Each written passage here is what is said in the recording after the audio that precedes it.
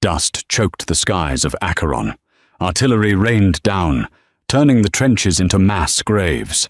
Amidst the slaughter, a starving auxiliary did the unthinkable to survive. She fed on a fallen ally, but as she swallowed, the corpse's hand twitched. He wasn't dead, and he was very, very human. Rain turned the ash of Acheron IV into a thick, suffocating paste. It clung to Harper's boots, her armor, her skin. It tasted like burnt plastic and old copper. She dragged herself over the lip of a massive artillery crater, her breathing ragged and shallow. Her side burned where a piece of shrapnel had torn through her tactical webbing. It wasn't a fatal wound for a human. For her, it was a death sentence. Her species did not possess bone marrow that could rapidly replace lost hemoglobin. When they bled, they died. Slowly, unless they replenished the loss from a donor. Harper slid down the muddy incline, collapsing at the bottom of the crater. The mud was freezing. Above her, the sky lit up with the stroboscopic flashes of orbital bombardments. The enemy, a mechanized collective the humans simply called the Grinders, was walking their artillery line forward. They would be here in 20 minutes. She pressed a trembling hand to her side. It came away slick and black in the dim light. Her vision narrowed, the edges fraying into static. Her internal organs were already beginning to prioritize, shutting down non-essential functions to keep her brain alive. Her gums ached. A dull, throbbing pressure built behind her teeth as her biological survival mechanisms kicked in, extending the hollow incisors she kept carefully filed down and hidden during human briefings. She needed blood. Now, the crater was not empty. At the lowest point, half buried in the slurry, lay a squad of Terran shock troopers. They had taken a direct hit from a mortar shell. Armor was shattered. Visors were cracked and dark. Harper crawled toward them, her stomach twisted with a sickening mix of instinctual hunger and deep, rational shame. Xenoparasitism was a court-martial offense. The humans were her allies. They had taken her people in when the Grinders burned their homeworld. Feeding on their dead was a violation of every treaty they had signed. But treaties didn't matter when your heart was skipping beats. She reached the first soldier. His chest plate was caved in. She checked his vitals out of habit, though she didn't need a monitor to tell he was gone. His body temperature matched the freezing mud. No pulse. No thermal bloom. Harper moved to the next. A heavy gunner. He was lying on his back, staring up at the flashing sky through a splintered faceplate. The name stamped onto his pauldron read, Caleb. He was missing his left arm below the elbow. A crude, automated tourniquet had clamped down on the stump, but the mud around him was soaked in dark fluid. Harper pressed 2 fingers against his throat, right below the edge of his armored collar. Cold. Motionless. She waited 5 agonizing seconds. Nothing. The man was a corpse. His combat rig's biometric lights were entirely dark, signifying total cardiac arrest. I'm sorry, she thought. I just need to live long enough to warn the ridge. Harper leaned down. Her hands shook violently as she unclasped the seals of his collar, exposing the pale, grime-covered skin of his neck. She didn't hesitate. If she stopped to think, she would die here in the mud. She parted her lips, pressed her mouth against his carotid artery, and bit down. The hollow fangs pierced the chilled skin smoothly. A vacuum formed. She pulled. The blood was cold, but the moment it hit the back of her throat, her body reacted violently. It was thick, heavy with iron, and tasted sharply of chemical stabilizers. She swallowed. Once. Twice. The warmth began to spread from her core, pushing back the encroaching static in her vision. Her trembling eased. She pulled a 3rd swallow. Beneath her, the corpse's chest hitched. Harper froze. Her fangs were still buried in his neck. A slow, heavy thump vibrated against her lips. Then another. Before she could pull away, a heavy, armored hand clamped around the back of her neck. The grip was absolute, terrifying in its mechanical strength. Harper ripped herself backward, tearing her fangs free with a wet gasp. She scrambled through the mud, kicking away from the soldier, her chest heaving. She wiped a hand across her mouth, smearing crimson across her pale cheek.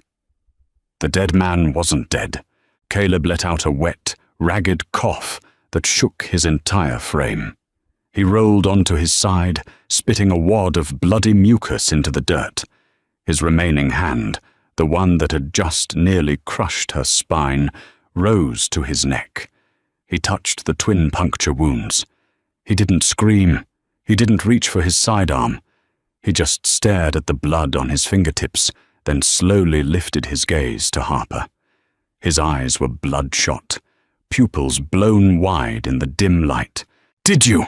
he rasped, his voice sounding like two rocks grinding together. "Just bite me?" Harper pressed her back against the crater wall, her hands raised in a gesture of frantic surrender. "Your vitals were flat," she stammered, the words tumbling out in a panicked rush. "Your armor registered total cardiac failure. You had no pulse. You were dead. You were dead," Caleb groaned, rolling over to sit up. The movement was slow, agonizing, but he managed to prop himself against the ruined chassis of his heavy rifle. He stared at his severed arm, then down at the blood soaking his chest, and finally back to her. "Stims," he muttered, his head falling back against the mud wall. "What?" Harper whispered. "Combat stims," Caleb repeated, breathing heavily through his nose. "Took a localized hit. Suit-registered trauma.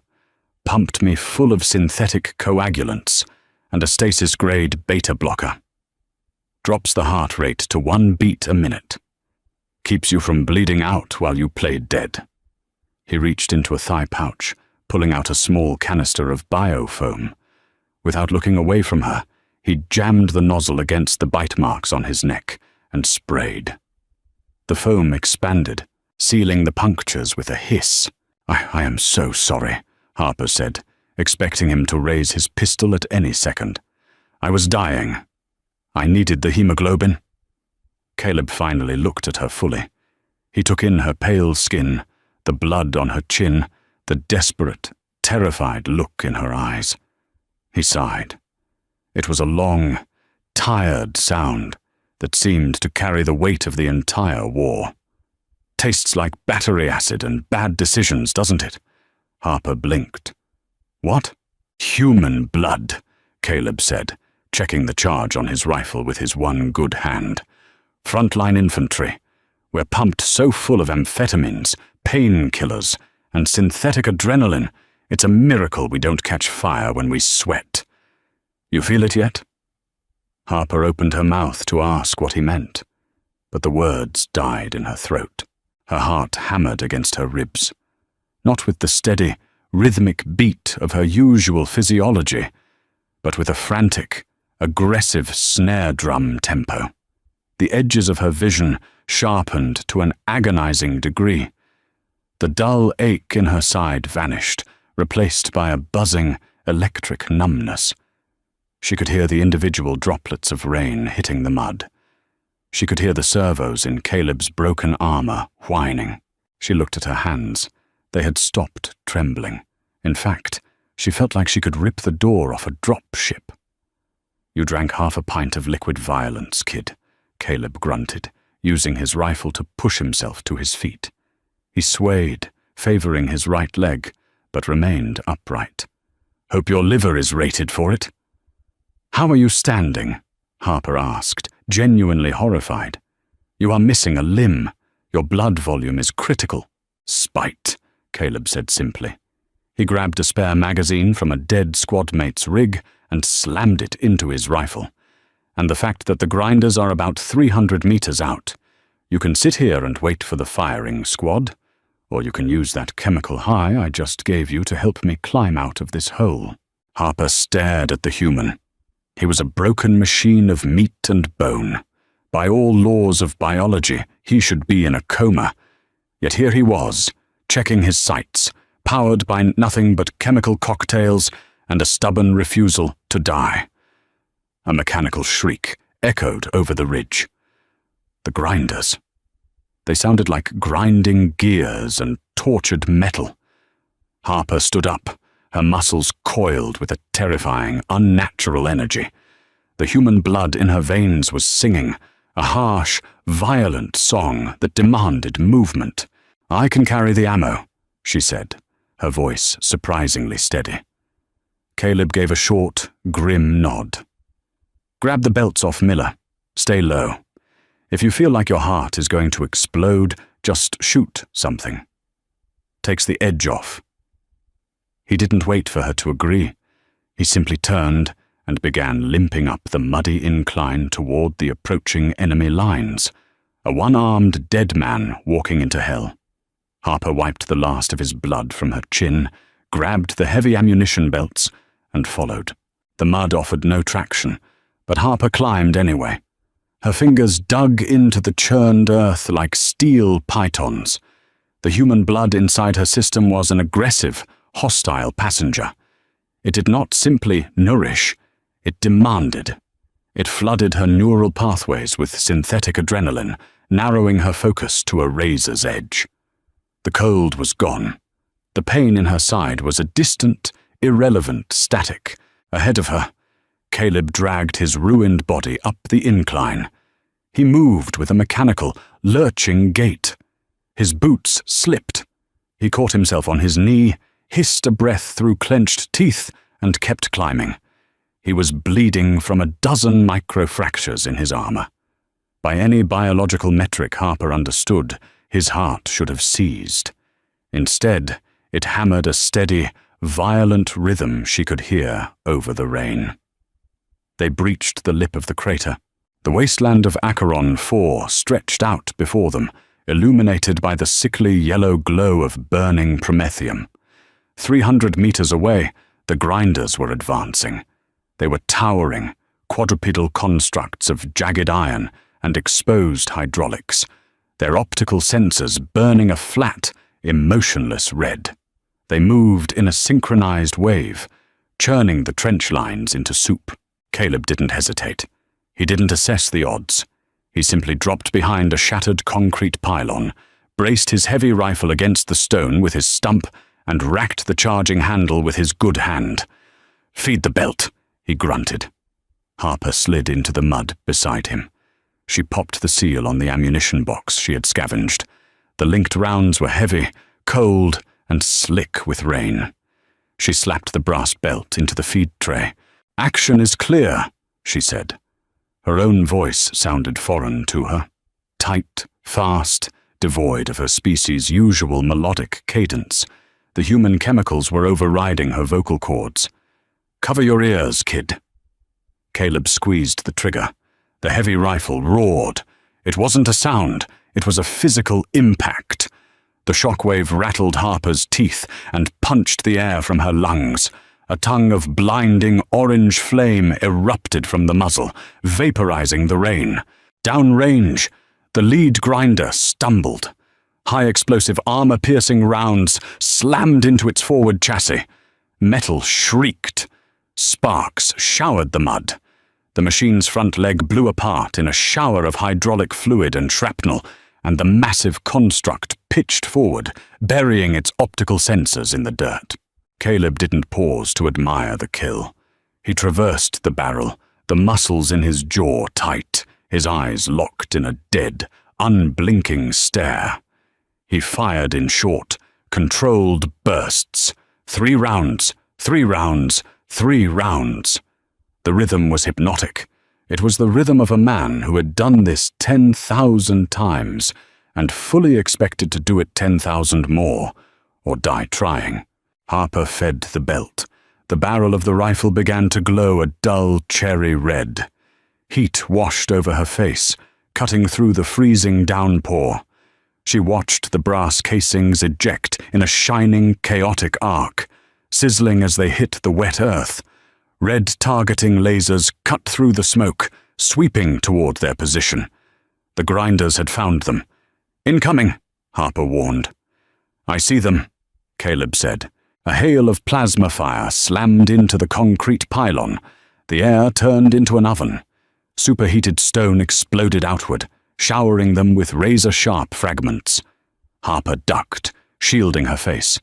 Caleb just leaned tighter into the rifle, ignoring a piece of shrapnel that dug a furrow across his cheek. He returned fire, his bursts longer now, desperate and punishing. Another grinder went down, its central reactor breached.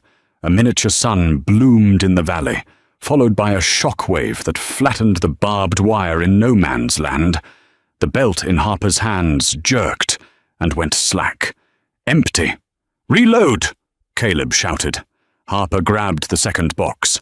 Her hands were moving faster than she thought possible. She flipped the feed tray cover, swept the remaining links out, and slammed the new belt in. She slapped the cover down. "Up!" Caleb fired again. But the swarm was too thick. There were dozens of them, marching over the burning husks of their own units. A plasma bolt struck the mud 3 feet to their left, flash-boiling the water and throwing a geyser of boiling steam over them. Caleb cursed, finally pulling back from the weapon. His face was pale. The artificial flush of the stims was fading, replaced by the grim, waxy pallor of massive blood loss. He looked down at his missing arm. The biofoam was cracking. Dark, fresh blood was beginning to seep through the white crust. His body was realizing it was dead. "We need to fall back," Harper said. The chemical fire in her veins was still burning, but the edge was blunting. A deep, hollow exhaustion was waiting just behind the adrenaline. "Nowhere to go," Caleb muttered, his breathing turning shallow. He fumbled for his sidearm with his right hand.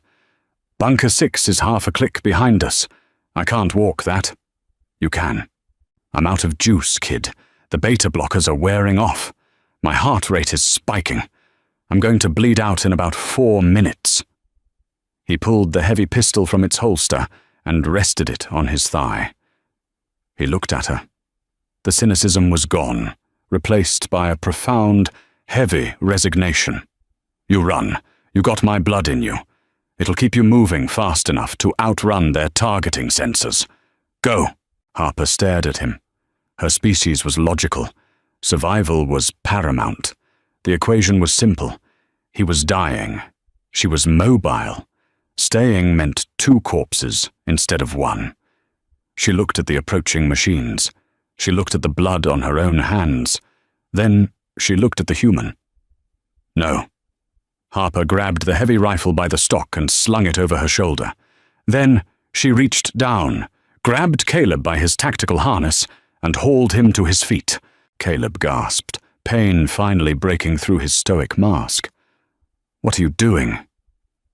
"You said your blood tastes like bad decisions," Harper gritted out. She threw his good arm over her shoulder and wrapped her arm around his waist, taking entirely half his body weight. "I'm making one." The retreat was a masterclass in misery. They did not run. Running was impossible in the sucking, freezing sludge of the secondary trench lines. They staggered. They crawled. Every step was a negotiation with gravity and exhaustion. Harper dragged Caleb through knee-deep water that stank of cordite and human waste. The wooden duckboards beneath the surface were shattered, twisting their ankles and threatening to send them sprawling into the muck with every lurching forward motion. Caleb weighed roughly 250 pounds in his damaged combat rig. To Harper, he felt like a collapsing star. The human blood humming in her veins was beginning to turn on her. The initial explosive surge of synthetic adrenaline was metabolizing, leaving behind a toxic, acidic byproduct that her alien kidneys were completely unequipped to filter. Her liver felt like it was trying to digest a live grenade. Her vision flickered, washing the ash-choked sky in sudden, jarring, inverse colors.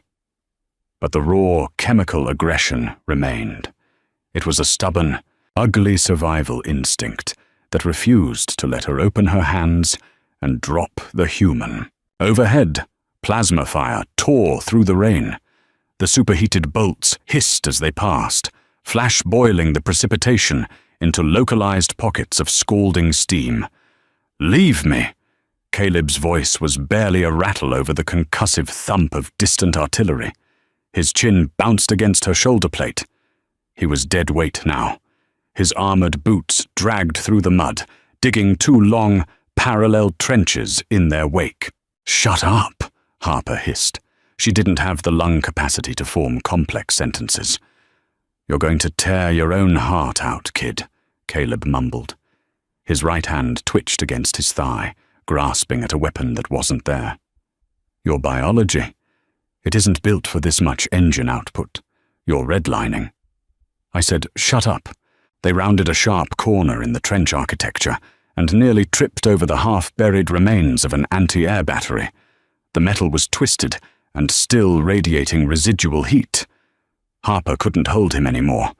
Her knees buckled. She shoved Caleb against the reinforced earthen wall, guiding his slide into the muddy water, and collapsed right beside him. Her chest heaved violently. Her lungs burned as they desperately tried to pull oxygen from the thin, toxic atmosphere of Acheron 4. She wiped a trembling hand across her face, smearing mud, rain, and Caleb's blood over her pale skin. Beside her, Caleb slumped sideways until his head rested against the rusted metal of the gun emplacement. His eyes were half closed, the pupils milky and unfocused. The biofoam on his severed arm had failed completely. The bleeding had worsened, turning the freezing trench water around his thighs a dark, rusty pink. His breathing was incredibly faint, a wet, shallow sound that barely moved his ruined chest plate. He let out a weak, rattling laugh. It sounded like dry leaves scraping over concrete. "You're a stubborn piece of work, you know that?" he whispered, his head lolling. "I learned it exactly 12 minutes ago," Harper replied, pressing a hand tightly to her own side. The localized numbness was receding rapidly. The shrapnel wound she had sustained earlier was waking up, throbbing with a sharp, blinding intensity. Reality was catching up to both of them. "Bunker 6, Caleb muttered. His eyelids drooped. He was fading. The rugged, unyielding machine of a soldier from the crater was vanishing, leaving only a fragile, broken sack of failing meat and bone. Just over the next ridge, 300 meters. If the comms array is intact, you can signal a dropship. Get off this rock." "We will signal a dropship," Harper corrected, forcing herself onto her knees. Caleb didn't answer. "Hey!" Harper reached out, slapping his bruised cheek. Hard. The sound was sharp against the rain. "Get up! You do not get to die, after making me drink that toxic sludge you call blood." Caleb's eyes fluttered. He managed a weak, lopsided grin, though it looked more like a grimace. "You owe me a pint." "I will buy you 10. Stand up." With a guttural cry that tore her vocal cords, Harper hauled him upward. Her muscles screamed, her joints popped with sickening audible cracks.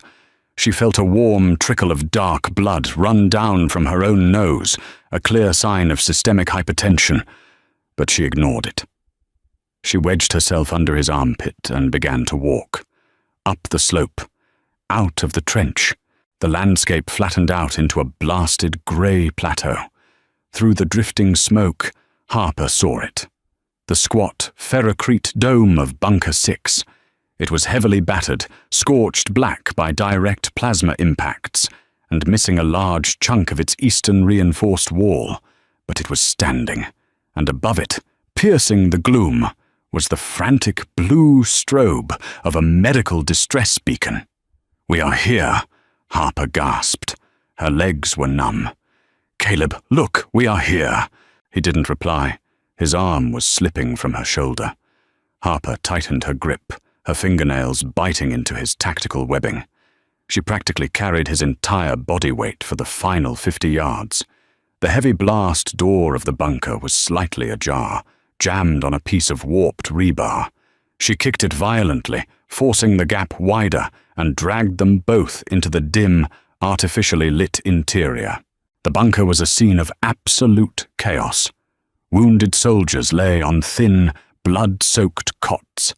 Medics in dark scrubs moved frantically between them, barking orders over the dull roar of the ventilation fans. The smell of antiseptic, burnt ozone, and raw iron hit Harper like a physical blow. "Medic!" Harper screamed. Her voice cracked, reverting sharply to its natural dual-toned resonance. "I need a medic!" A man in a heavy tactical vest spun around. His eyes widened at the sight of the pale alien auxiliary holding up a massive, unresponsive shock trooper. He sprinted over, waving 2 other orderlies toward them. "Get him on the table, now!" the medic ordered, grabbing Caleb by the belt. They hoisted him onto a steel operating cot. The medical team descended on him immediately. It was a blur of practiced, desperate violence. They cut away his ruined armor with heavy trauma shears, shouting urgent codes for synthetic blood, plasma, and coagulant packs. Harper stumbled backward, her shoulder slamming into the cold ferrocrete wall. Her legs finally gave out. She slid down to the floor, her chest rising and falling in shallow, rapid jerks. She watched them work. She watched them jam thick needles into Caleb's uninjured arm, pumping clear fluids and dark red blood into his collapsing veins. She watched the primary monitor emit a flat, sustained tone. "He's crashing. Charge it to 200. She watched them press heavy paddles to his chest. His body jolted violently off the steel table. Nothing. Just the flat tone. "Again. 300. Clear." Another violent jolt. The tone broke. A slow, erratic, incredibly stubborn beep began to echo from the machine. The lead medic wiped his forehead with the back of a bloody glove, stepping away from the cot. "He's stabilized, barely, but he's not dead." Harper let out a long, shuddering breath. Her head hit the wall and she closed her eyes. An hour later, the deep, rattling roar of descending dropship engines shook the dust from the bunker ceiling. Heavy evacuation had arrived. Orderlies immediately began moving the stabilized wounded onto hover stretchers, preparing them for transport to the orbital medical frigates waiting above the atmosphere. Harper sat quietly in the corner. Someone had wrapped a heavy thermal blanket around her shivering shoulders. The chemical crash had hit her hard. The human stimulants had completely burned out of her system, leaving her utterly drained, aching in every joint, and incredibly cold. 2 medics rolled Caleb's stretcher past her toward the staging airlock. He was unconscious, heavily sedated, hooked up to 6 IV bags, and his pale face was completely covered by an oxygen mask. One of the medics paused, looking down at Harper. He reached into a utility pouch and offered her a small, foil-wrapped packet. "Drink this. Heavy electrolytes. You look like you went 12 rounds bare-knuckle with a dreadnought." Harper took the pouch with a trembling hand. "Will he survive?" she asked, her voice a raspy whisper. The medic glanced down at Caleb, checking the monitor strapped to the stretcher rail, and chuckled dryly. "Him? Yeah. Frontline shock troopers are too stupid to die. He'll wake up in 3 days cranky as hell, begging for a cigarette, and missing an arm. But he'll live." Harper nodded slowly. She watched them load the human into the belly of the armored dropship. She thought about the freezing, suffocating mud of the crater. She thought about the jarring taste of iron, synthetic amphetamines, and absolute defiance. She thought about the fragile, broken, volatile creatures that somehow managed to set the universe on fire out of pure, unadulterated spite. She punctured the foil pouch with her canine and took a slow sip. It tasted heavily of artificial cherry and synthetic salt. It wasn't nearly as good as the real thing. If this gritty tale of survival, unlikely alliances, and the sheer, stubborn insanity of humanity kept you on the edge of your seat, smash that like button and share it with your sci-fi crew. Don't forget to subscribe and ring the bell for more intense HFY audio dramas. What was your favorite moment between Harper and Caleb? Would you have shared your blood to survive? Let us know in the comments below.